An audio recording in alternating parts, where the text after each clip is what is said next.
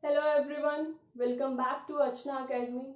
So students, in this video we are going to do one of the most important topic of class 11th microeconomics, and that is production possibility curve. This curve is also known as PPC. So students, we are all aware about this, that in an economy there is a scarcity of resources. Our resources are limited, but our wants are unlimited. Human beings की जो wants जो होती हैं वो क्या है, unlimited होती हैं. So it's not feasible to satisfy all the wants. If an economy tries all its capabilities to satisfy the wants, its wants, so it becomes impossible for that. Why? The reason behind for this is just because of the limited nature of resources.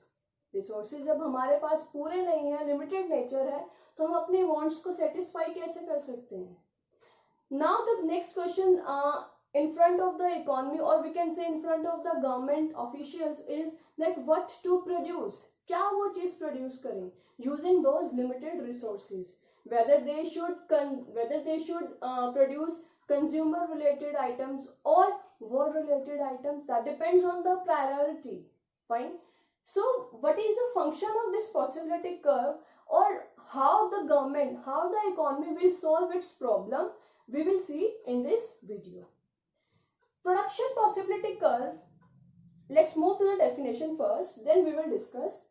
This is the graphical representation of possible combination of two goods that can be produced with given resources and technology. I have highlighted these two, given resources and technology.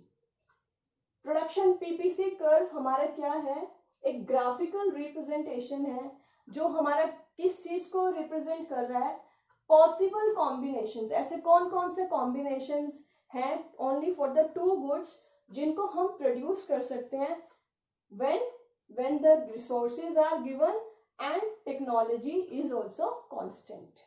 ठीक है, there is no changes in the technology. ना तो उसमें कुछ improvement है और ना ही उसमें कुछ डिग्रेडेशन है. Fine. So PPC, the other names are transformation curve और production possibility frontier. Fine. Now see what are those assumptions on which this PPC is based. कौन कौन सी ऐसी assumptions हैं जिनके ऊपर PPC जो है वो based है. You have to write all these points in your exam also. First assumption is that our resources are limited in nature. Second, whatever the resources we are having, resources are fully utilized. पहले point में हमने लिखा कि हमारे resources limited हैं. Second point में हमने लिखना है कि हमारे पास जितने भी रिसोर्सेज हैं, those resources are fully utilized. Third, resources are not so efficient that they are producing equal amount of both the goods. हमारे रिसोर्सेज इतने ज्यादा एफिशिएंट नहीं है कि वो दोनों गुड्स का जो प्रोडक्शन कर रहे हैं वो सेम अमाउंट में कर रहे हैं. Fine. Fourth, technology, as it is mentioned in the definition also, that the technology will remain constant, it will remain same, no changes are observed in technology. Fine. The last but the most important point, or the most important assumption you have to write, is the only production of two goods are being happening in the economy. Economy में बहुत ज्यादा goods का production नहीं हो रहा है, बस to goods का ही प्रोडक्शन हो रहा है. ठीक है. So these 5 assumptions you have to write in your notes or whatever you are planning to do. So for more better understanding, I have made this table. In this table, as I told you कि हमने बस 2 goods का ही production लिया है. ठीक है. So I have taken those 2 goods as guns and bread. ठीक है. Guns, it is war related thing. ठीक है, war related item, and bread, it is consumer good. Fine. Now as I told you earlier कि PPC आपका क्या दिखाता है, possible combinations. कौन कौन से ऐसे कॉम्बिनेशंस होंगे. ठीक है. अब इकोनॉमिस्ट जो है उनके सामने ये चीज है कि वो सारा का सारा रिसोर्सेज का यूज जो है वो गन्स की प्रोडक्शन में यूज कर रहे हैं या फिर वो ब्रेड में करेंगे. अगर वो ब्रेड में करेंगे तो कितना करेंगे, let's see over that. I have written these possibilities, these points A, B, C, D, E, F, G. In the first possibility, I have written 21 units for guns and 0 for bread. What does it mean? It means जो भी resources हैं हमारे पास, those resources are being used only for the production of guns only. bread का एक भी unit produce नहीं हो रहा है. फाइन. अब अगर जो इकोनॉमी है, इफ इकोनॉमी डिसाइड कि हमें ब्रेड का भी कुछ एक कंजम्पशन, कुछ एक प्रोडक्शन करना है, तो अब रिसोर्सेज तो लिमिटेड है, ठीक है.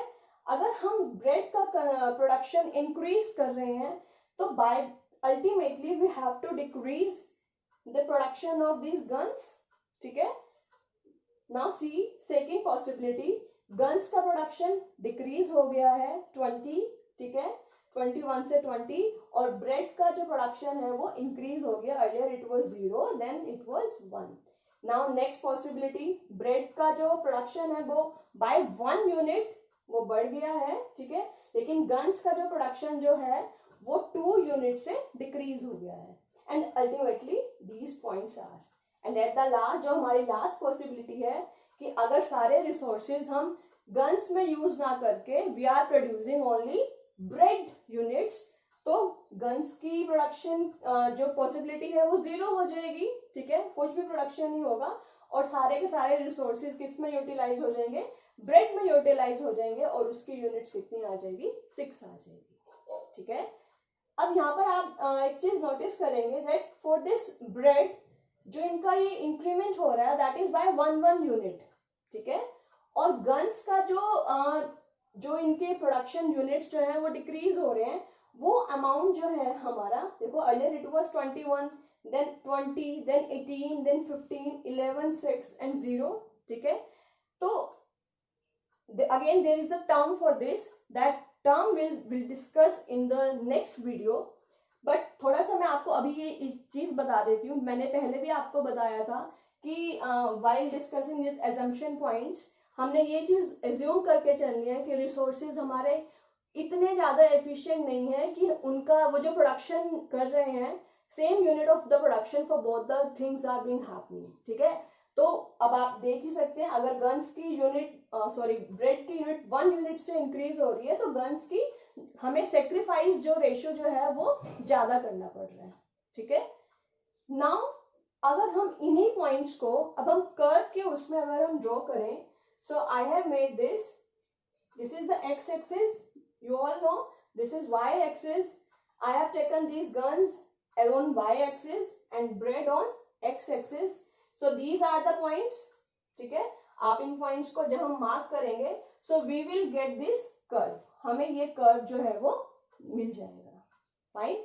ये जो कर्व जो हमें मिल रहा है इस कर्व को हम क्या बोलते हैं, PPC और प्रोडक्शन पॉसिबिलिटी कर्व, ठीक है. अब इसका स्लोप जो है वो डाउनवर्ड स्लोप कर्व है, ठीक है. स्लोप जो है इसका डाउनवर्ड स्लोपिंग है. what are the reasons for this, that again we will discuss on the next video. now sometimes आपके एग्जाम में एक बड़ा सिंपल सा क्वेश्चन आ जाता है. what would be you will be given this picture, ठीक है. ये आपको डायग्राम कर्व दिया होगा and these points are given. Sometimes let us suppose this point is given outside of this curve and this point given inside of the curve, और आपको ये बोला होगा कि what are these points reflect, कि ये point जो है वो क्या reflect कर रहे हैं, ठीक है. now you can see from point A to Z all the points are on the curve. सारे points हमारे किसके ऊपर हैं, curve के ऊपर हैं. point H is outside of this curve and point it lies inside of the curve. तो ये points हमारे क्या reflect कर रहे हैं, so your answer will be the points on PPC. जितने भी points हमारे curve के ऊपर lie कर रहे हैं those points reflect that resources are fully utilized. Fine. जो हमारे पास जितने भी resources थे हम उनका proper way से हम उनका fully उसका utilization कर रहे हैं, fully utilize कर रहे हैं. And these points show the possible combinations, या तो हम गन्स बना लेंगे या हम ब्रेड, गन्स को डिक्रीज कर रहे हैं तो ब्रेड, सो जो हम पहले डिस्कस कर चुके हैं वो. नाउ सी पॉइंट आई, अब point I it lies inside of the curve. ये पॉइंट आई हमारा क्या रिफ्लेक्ट कर रहा है, that our resources are not utilized in a proper way. उनका और ज्यादा यूटिलाइज, हम उसको और ज्यादा यूज कर सकते थे बट हमने नहीं किया. So for point E, what you have to write that resources are underutilized. Underutilized means कि हमने उसको अभी प्रॉपर वे से यूज नहीं किया है. There are scope to use it more. Fine. And point H, जो हमारा point H है, do you think this point is feasible? आपको लगता है this point is not feasible? Why? What is the reason behind this? अब चलो मैं आपको छोटा सा एग्जांपल देती हूँ. If suppose you are having only 100 rupees in your hand to spend, can you buy any extra amount, any extra penny out of 100? अगर जब आपके पास 100 रुपीज ही है खर्च करने के लिए, तो क्या आप उससे 150 अमाउंट का कोई प्रोडक्ट बाय कर सकते हैं? No, it's not feasible, it's not possible. Why? क्योंकि आपकी लिमिट अप टू 100 ही है. सेम हेयर, हमने ये कर्व बना लिया है, ठीक है. ये कर्व हमारा रिफ्लेक्ट कर रहा है कि भैया इस कर्व पे जितने भी पॉइंट्स हैं वो हमारे पॉसिबल कॉम्बिनेशंस हैं उन गुड्स के, और इन पॉइंट्स पे इस कर्व पे हमारे जो रिसोर्सेज हैं वो फुली यूटिलाइज्ड हैं. तो रिसोर्सेज के लिमिट्स तो यही है, ठीक है. तो कोई भी पॉइंट जो इस कर्व से बाहर रिफ्लेक्ट हो रहा है वो पॉइंट क्या है, इट्स नॉट फिजिबल. ये पॉइंट हमारा फिजिबल हो ही नहीं सकता, पॉसिबल है नहीं, इस पॉसिबिलिटी इसकी नहीं हो सकती. Fine, I hope you all have understood कि हमारा पीपीसी कर्व क्या होता है, what is the definition for this. Assumptions, we have discussed 5 assumptions are there. What are the synonyms for this PPC? And table you can make any of your own. आप अपनी मर्जी, जरूरी नहीं है कि आप यही टेबल बनाएं, आप अपनी मर्जी से कोई और टेबल भी बना सकते हैं. But again you have to be very careful while making that table कि अगर आप किसी चीज का प्रोडक्शन बढ़ाते हैं, बढ़ा हुआ दिखा रहे हैं, ठीक है, तो वो रेट कम होगा कंपेरेटिवली टू दिस सेक्रीफाइस. ठीक है, जो सेक्रीफाइस हम किसी चीज का कर रहे हैं वो हमारा ज्यादा होगा comparatively to gain.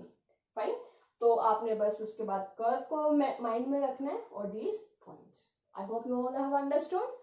So in the next video we will discuss कि जो हमारा ये पीपीसी कर्व जो है, डाउनवर्ड स्लोपिंग क्यों है, what are the reasons behind that, what is opportunity cost.